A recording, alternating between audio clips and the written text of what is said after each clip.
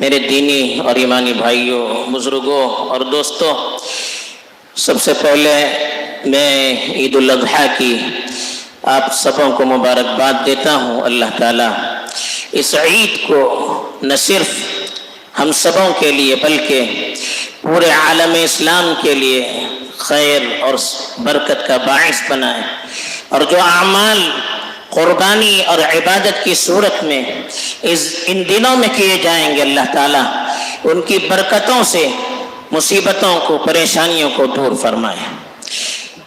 حضرات، عید کا جو تصور ہے وہ اسلام میں دیگر مذاہب کی طرح نہیں ہے۔ دیگر مذاہب میں بھی عید منائی جاتی ہے، لیکن اس میں صرف خوشیاں ہی خوشیاں ہوتی ہیں۔ اسلام میں عید کا مطلب صرف خوشیاں منانا نہیں ہے۔ خوشیاں منانا یہ بھی عید کا ایک حصہ ہے، بلکہ عید میں خوشیاں منانا یہ ثواب کا بھی ذریعہ ہے، لیکن خوشیوں کی حد شریعت نے مقرر کی ہے۔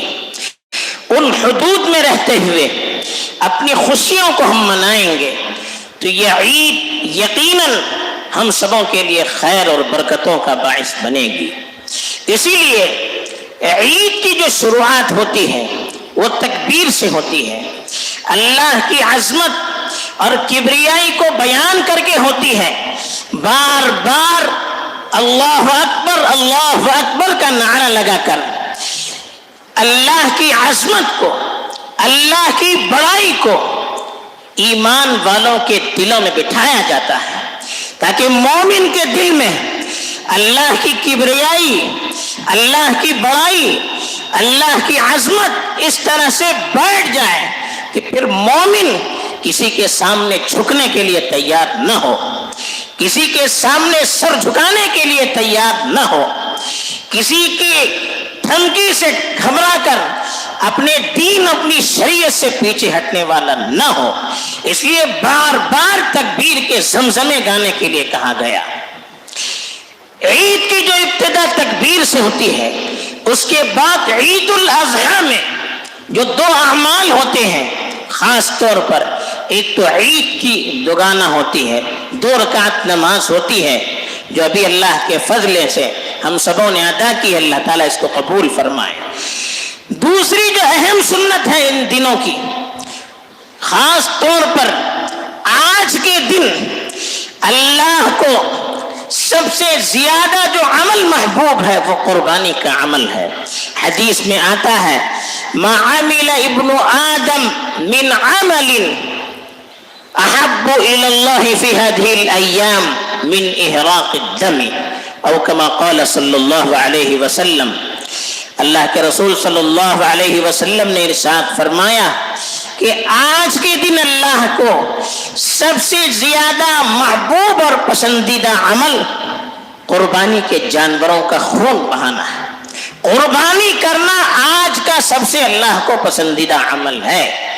ان دنوں میں جو قربانی کی جاتی ہے وہ اللہ کے محبوب پیغمبر حضرت ابراہیم علیہ السلام کی یادگار ہے کہ اللہ کے حکم پر، اللہ کی محبت میں اپنے اکلوتے فرزند جو بڑی تمنا اور امنگوں کے بعد بڑھاپے کی عمر میں اللہ کی طرف سے انہیں ایک تحفے کی شکل میں ملا تھا، اس کو اللہ کے حکم پر قربان کرنے کے لیے تیار ہو گئے۔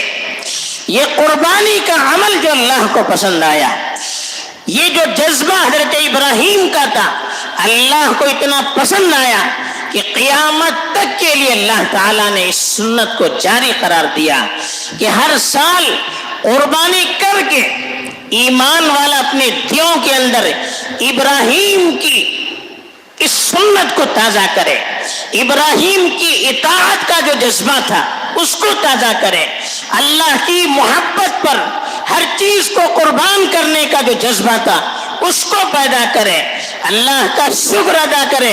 اللہ نے جو زندگی دی، اللہ نے جو صحت دی، اللہ نے جو راحت دی، اللہ نے جو سکون دیا، اللہ نے جو اطمینان دیا، اس پر اللہ کا شکر ادا کرے کہ یا اللہ تیری طرف سے اتنے سارے انعامات کی بارش ہو رہی ہے، تو یہ ایک چھوٹا سا جانور تیری خدمت میں تیرے لیے قربان کیا جا رہا ہے۔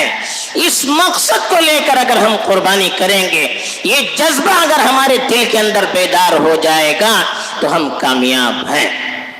دوسری چیز، قربانی کا یہ جو عمل ہے یہ کوئی نیا عمل نہیں ہے۔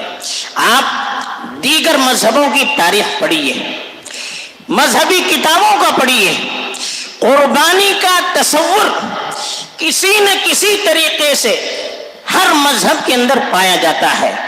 اللہ کو راضی کرنے کے نام سے، یا مصیبتوں کو دور کرنے کے نام سے، یا بلاؤں کو ٹالنے کے نام سے قربانی کا عمل بہرحال پایا جاتا ہے۔ جانور تو چھوڑیے، بعض مذاہب میں تو انسانوں کو قربان کرنے کا بھی طریقہ جاری تھا، یہ عمل جاری تھا۔ اسلام نے قربانی کے عمل کو سنوارا ہے، قربانی کے عمل کو ایک صحیح رخ دیا ہے کہ اللہ نے جو جانور انسانوں کی خدمت کے لیے پیدا کیے تھے، ان جانوروں کو اللہ کے حکم سے قربان کرنا۔ وما عملت ایدیہم افلا یشکرون، وذللناها لهم فمنها ركوبهم ومنها یأکلون، کہا کہ یہ جانور جو میں نے پیدا کیے تھے وہ میں نے تمہارے تابع کر دیے، تمہارے کنٹرول میں دے دیے۔ اس میں سے کچھ جانور ایسے ہیں جو سواری کے لیے تم استعمال کرتے ہو، اور کچھ جانور وہ ہیں جس کو تم ذبح کر کے کھاتے ہو۔ تو جانوروں کا کھانا، اس کو ذبح کرنا یہ اللہ کے حکم سے ہے۔ اللہ نے ہر مقصد کے لیے کوئی نہ کوئی چیز پیدا کی ہے، اس مقصد کے لیے اس کو قربان کرنا یہ اس جانور کے لیے بھی اعزاز ہے۔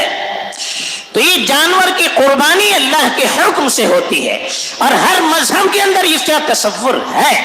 اسلام نے اس کو ایک اچھی شکل دی، لیکن افسوس ہوتا ہے آج کچھ ذہنیت ایسی بنا دی گئی ہے کہ اسلام کا ہر عمل مشکوک کیا جا رہا ہے، اسلام کے ہر حکم پر انگلی اٹھائی جا رہی ہے۔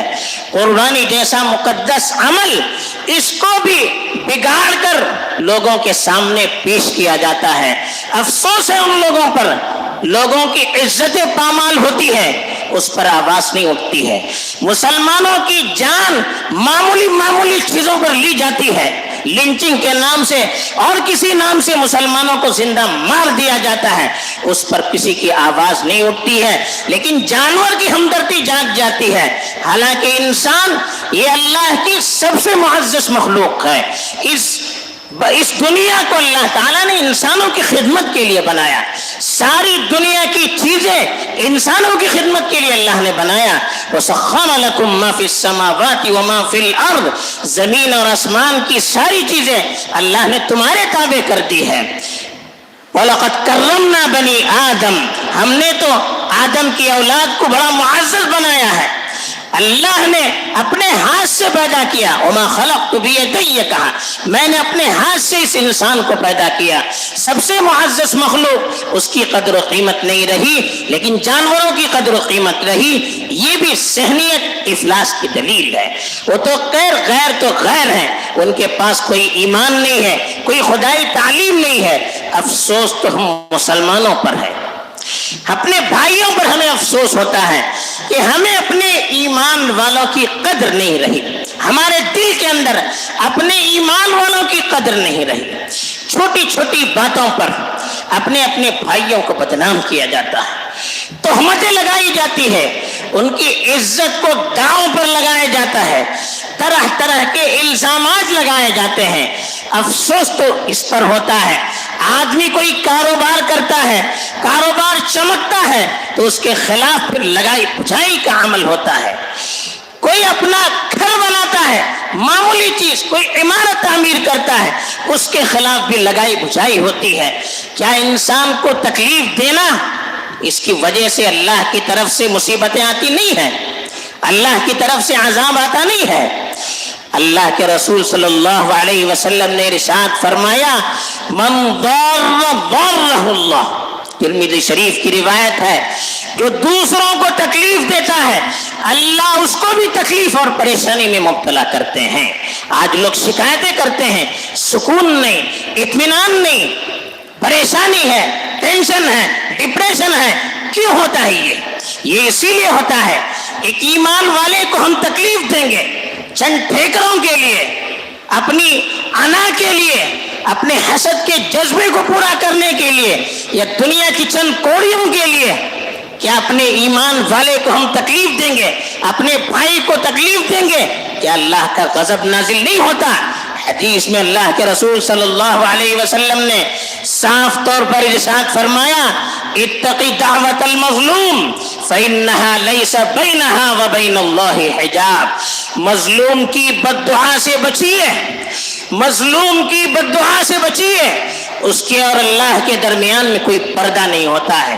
یعنی وہ شخص جس کا حق مارا جاتا ہے، جس پر ظلم ہوتا ہے، جس کو تکلیف دی جاتی ہے، جس کو پریشانی میں مبتلا کیا جاتا ہے، جب اس کے دل سے بد دعا نکلتی ہے تو اللہ کے یہاں قبول ہونے سے کوئی چیز اس کو روک نہیں سکتی.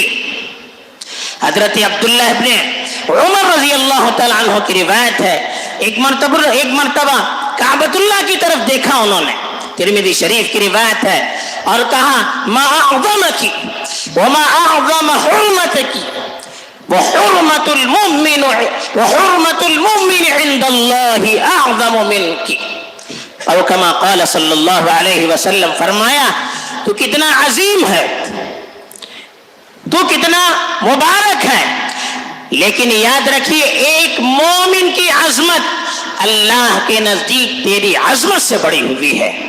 کعبۃ اللہ کی عظمت، کعبۃ اللہ کا تقدس، اس کو تو ہم تسلیم کرتے ہیں. کعبے کے خلاف کوئی لفظ زبان سے نکالے ہم جان دینے کے لیے تیار ہو جاتے ہیں، لیکن ایک صحابی رسول کہہ رہے ہیں کہ اللہ کے نزدیک ایک ایمان والے کی عظمت، اس کی حرمت کعبۃ اللہ کے تقدس اور اس کی عظمت اور حرمت سے بڑا ہوا ہے. حضرت حذیفہ بن یمان کی ایک روایت ہے، آج کل کے حالات میں ہمیں اس پر غور کرنا چاہیے. لوگ چھوٹی چھوٹی باتوں کی مخبری کرتے ہیں، لگائی بھجائی کرتے ہیں، ادھر کی بات وہاں پہنچاتے ہیں.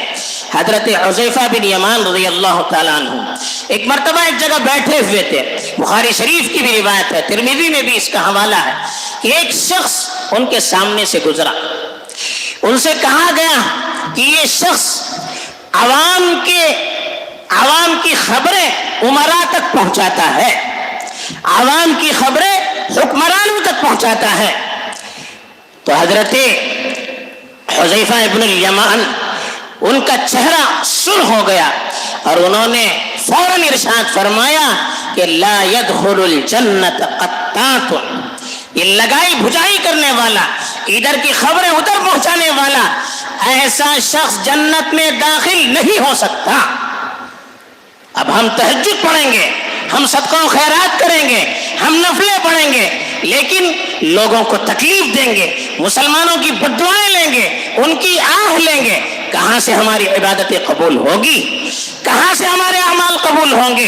کہاں سے اصلاح ہو سکتی ہے؟ ہم دوسروں کو تکلیف دیں گے، اللہ کی طرف سے دنیا میں بھی ہمیں پریشانی میں مبتلا کیا جائے گا، آخرت میں بھی پریشان کیا جائے گا، ہماری نسلوں تک اس کی نحوست چلتی رہے گی. اللہ حفاظت فرمائے. تو اس کا خیال رکھیے، ایک مومن کی عظمت، اس کا احترام ہر چیز سے بڑھ کر ہے. یہ قربانی ہمیں یہی پیغام دیتی ہے. کوئی ترقی کرتا ہے، ہمارے دل میں جلن ہوتی ہے، اس کو دبائیں، یہ بھی قربانی ہے. کوئی بڑا کام انجام دیتا ہے، ہمیں تکلیف ہوتی ہے، دبائیں. ہم اپنے نفس پر کنٹرول کریں، اپنے جذبات پر کنٹرول کریں، اپنی انانیت پر کنٹرول کریں. یہ ہمیں سکھاتی ہے قربانی. ابراہیم علیہ السلام نے جو صبر کیا، اپنے نفس پر کنٹرول کیا، کیا ان کے دل میں اپنے اکلوتے بیٹے کی محبت نہیں تھی؟ کیا ان کے دل میں اپنی بیوی اور بچوں کی محبت نہیں تھی؟ محبت تھی، ہم سب سے بڑھ کر تھی، لیکن اللہ کے لیے، اپنی آخرت کے لیے ہر چیز کو قربان کرنا ان کے لیے آسان ہو گیا. یہ جذبہ ہمیں پیدا کرنا چاہیے. آج امت قربانی کی محتاج ہے.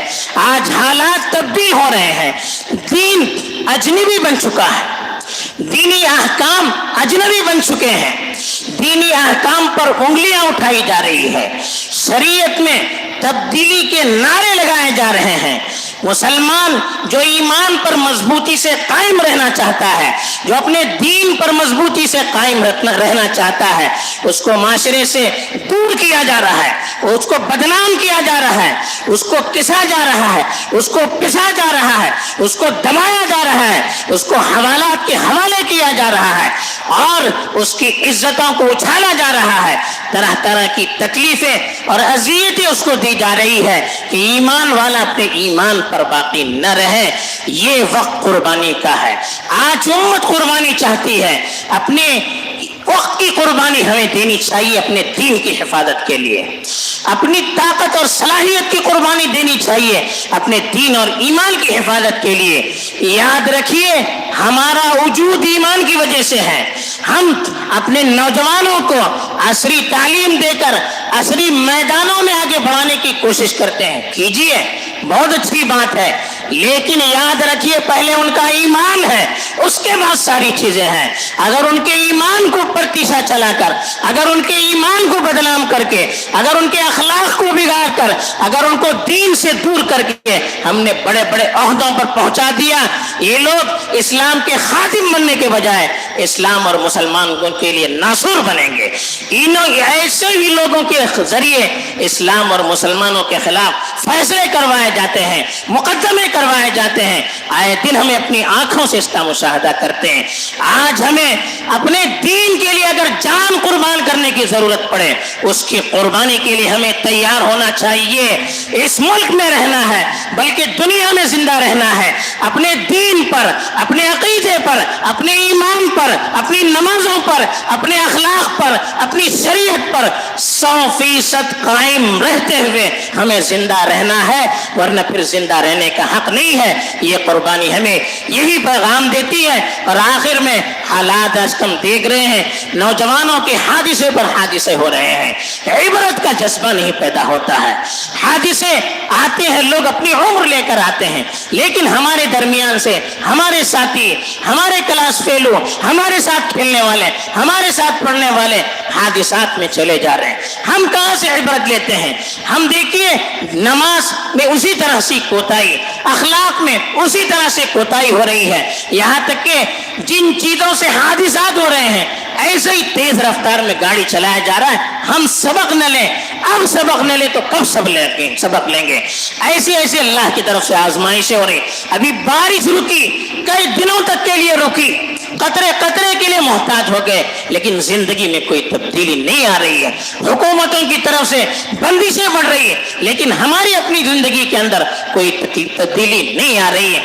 کہاں سے پھر اللہ کی مدد آئے گی؟ اللہ کی مدد لانے کے لیے ہمیں اپنے اندر ایمانی، اخلاقی اور عملی تبدیلی لانے کی ضرورت ہے۔ یہی قربانی کا پیغام ہے۔ اللہ تعالی ہم سبوں کو قبول فرمائے، حفاظت فرمائے، جب تک رکھے دین پر رکھے، جب اٹھائے تو دین پر اٹھائے۔ آمین۔ وآخر دعوانا ان الحمد للہ رب العالمین۔